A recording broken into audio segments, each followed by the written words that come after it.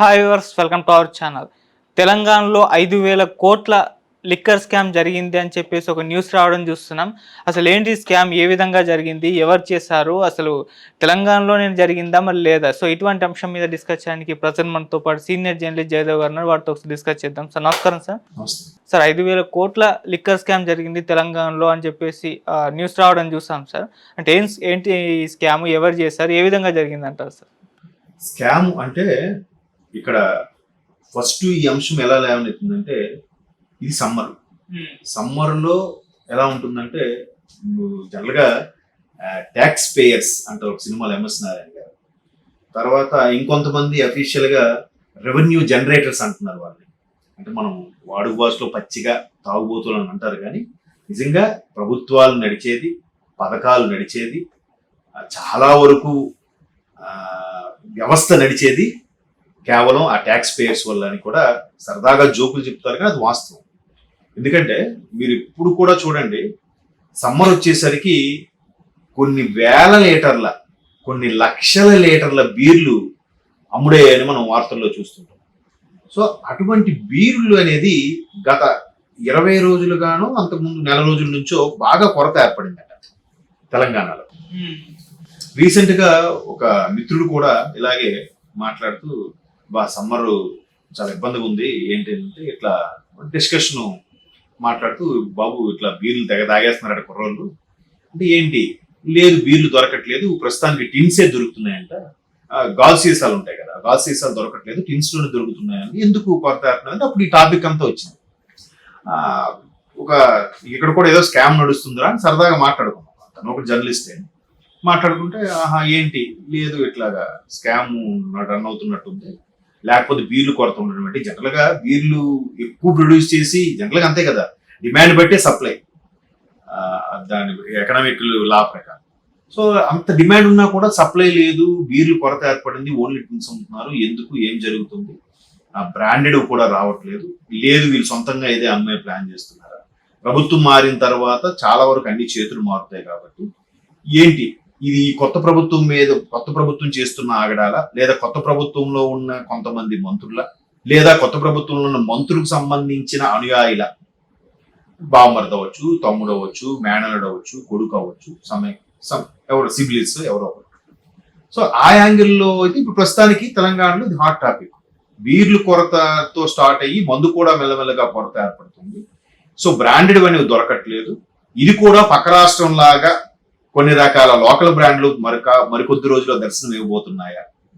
బహుశా ఇదేనా liquor scam లో ఇది ఆల్రెడీ పక్క రాష్ట్రంలో ఇటువంటి లిక్కర్ స్కామే నడుస్తుందని కూడా ప్రతిపక్షాలు గగ్గోలు పెడుతున్నాయి. చాలా వరకు పురంధరేశ్వర్ లాంటి వాళ్ళు కానీ, త్రిపురార్ గారు లాంటి వాళ్ళు కానీ లేఖలు రాయడం కేంద్రానికి, ఇవన్నీ మనం చూసాం. సో అదే అంశం ఎక్కడ కూడా లేవనెత్తుందా? మరోవైపు ఢిల్లీలో రాష్ట్ర ముఖ్యమంత్రితో సహా అరెస్ట్ అయిపోయే పరిస్థితి తీసుకొచ్చింది because of liquor scam. So ఇక్కడ కూడా తెలంగాణలో ఆ రకమైన సంస్కృతే స్టార్ట్ అయ్యిందా, లేదా మొదలు పెట్టారా? గతంలో ఉన్నదే ఇప్పుడు మళ్ళీ వీళ్ళు ఈ సంస్కృతి స్టార్ట్ చేశారా, లేదా వీళ్ళు మరలా పక్క రాష్ట్రంలాగా కొత్త సంస్కృతికి తెరలేపారా అనేది ఇప్పుడు హాట్ టాపిక్ గా నడుస్తుంది. అంటే ఎంత కొరత ఏర్పడకపోతే వీళ్ళు అయిపోయాయని అంటారేంటి? ఇప్పుడు ఎక్కడైనా, ఇప్పుడు సమ్మర్ వచ్చిందండి, రోడ్డు మీ దారి పొడవునా తోపుడు గోడల మీద వాటి మీద మామిడిపళ్ళే. ఎందుకు?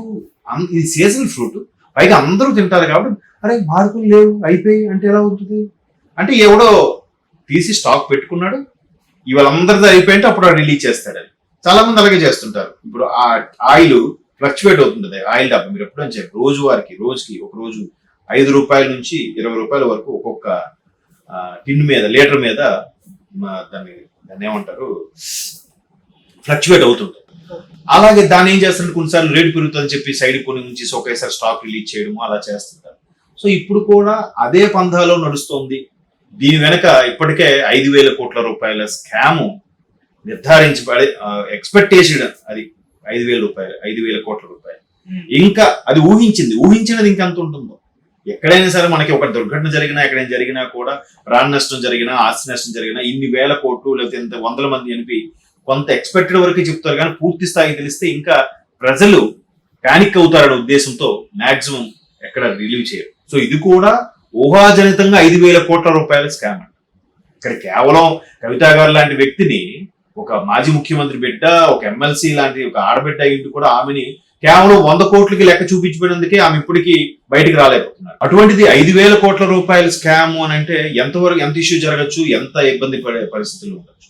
సో ఇక రాను ఇది చినికి గాలివాన అవబోతుందా ఏంటి అనేది మనం రాబోయే రోజుల్లో చూస్తాం. మొత్తం మీద పక్క రాష్ట్రంలో ఏవైతే చూసారా, ప్రెసిడెంట్ ప్రైడ్ అని కానీ, లేదంటే స్పెషల్ స్టేటస్ అని, లేదంటే ఏవో ఇలాగే స్పెషల్ ప్యాకేజ్ అని రకరకాలుగా ఏవో పథకాల పేర్లనే ఏవైతే హామీలు ఇచ్చారో ప్రభుత్వానికి తీసుకొస్తామని వాటి పేర్లనే మందు బ్రాండ్లుగా తీసుకొచ్చి చేశారని, బ్రాండెడ్వి ఎక్కడ అమ్మకుండా చేశారని, అలాగే ప్రభుత్వం స్వయంగా షాపులు నడిపించడం వల్ల వాటికి అట్లీస్ట్ క్యూఆర్ కోడ్ కానీ, యూపీఐ కానీ, లేదా కార్డ్ స్వైపింగ్ కానీ ఎటువంటి ట్రాన్సాక్షన్స్ లేకుండా కేవలం క్యాష్ అండ్ క్యారీ అనే ఆప్షన్ పెట్టడం, ఇవన్నీ కూడా ఒక రకమైన స్కామ్ కు దారితీసే అంశాలే అని మనం గతంలో చాలా సందర్భాల్లో వార్తలు చూసాం, న్యూస్ లో కూడా చూస్తున్నాం.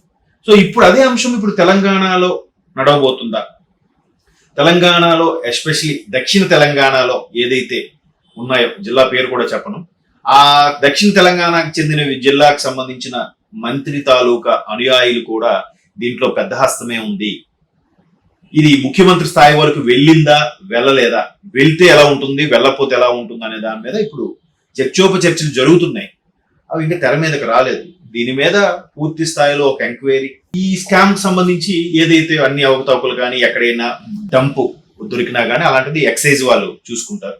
వాళ్ళు చూసుకొని వాళ్ళకి పూర్తి స్థాయిలో అధికారాలు ఇస్తే పూర్తిగా దానికి ఒక దర్యాప్తు సంస్థ ద్వారా ఎంక్వైరీ చేస్తే ఒక్కొక్కటిగా ఇప్పుడు ఢిల్లీ స్థాయిలో ఇక్కడ కూడా బయటకు వచ్చే అంశాలు ఉన్నాయి. మేబీ ఈ ఎలక్షన్స్ తర్వాత ఇవన్నీ బయటపడతాయి, మేబీ రేపు కౌంటింగ్ తర్వాత ఇవన్నీ బయటకు వచ్చే అంశాలుగా కనిపిస్తున్నాయి. చూద్దాం. అంటే ప్రతి దగ్గర కూడా ప్రభుత్వాలు నడిపించేది ఈ స్థాయిలో స్కాములు నడిచేది కూడా ఎక్కువగా లెక్కరే. ఎందుకంటే మీరు అబ్జర్వ్ చేయండి, చాలా వరకు ఏమైనా డిస్కషన్లు కానీ, సిట్టింగ్లు వ్యవహారాలు కానీ, పెద్ద పెద్ద పార్టీలు కానీ దీనికి ముడిపడే ఉంటాయి లిక్కర్కి సంబంధించి. సో ఇటువంటి లిక్కర్కి సంబంధించి మొన్న ఒక సామాన్యుడు కూడా వాడికి మందిచ్చి పైసలు ఇవ్వలేదనో, లేకపోతే పైసలు ఇచ్చి మందు ఇవ్వలేదనే ఉద్దేశంతో వాడు స్వయంగా జగన్మోహన్ రెడ్డి గారి మీద అటాక్ చేశాడని కూడా వార్తల్లో చూసాం. సో లిక్కర్కి అంత ప్రాధాన్యత ఉంది.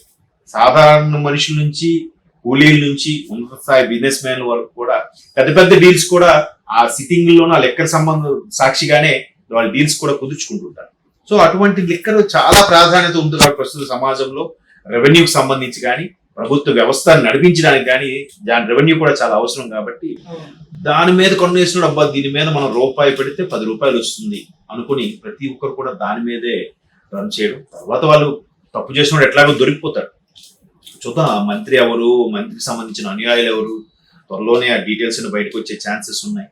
అవి కూడా ఢిల్లీ స్థాయిలో రచ్చరచ్చ అవుతుందా, సైలెంట్ గా నడిపించేస్తారా అనేది లెట్ వి సీ. సో వీటన్నిటిని బట్టి ఒక విధంగా కార్యకర్తల్లోనూ ఆత్మస్థైర్యం నింపే ప్రయత్నమా, లేదా నిజంగా ఇతనికి ఏమైనా లీడ్ దొరికిందా అనేది ఒక క్వశ్చన్ మార్క్.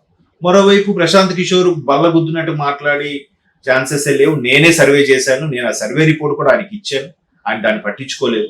కొన్ని పట్టించుకున్నారు కాబట్టి కొంతమందిని షఫిల్ చేశారు. ఇప్పుడు మళ్ళీ ఎక్కడ కాన్ఫిడెన్స్ సడలిపోతుందని చెప్పి నావన్నీ బూటకు అన్నట్టు మాట్లాడుతున్నారు. నేను మరి మొదట నేను చెప్పిన ప్లానే వర్కౌట్ అయ్యి అన్ని చేశారు. ఇప్పుడు నేను వాస్తవాలు చెప్పేసరికి నా మాట వినలేదు, ఇంకా నేను బయటకు వచ్చేసాను.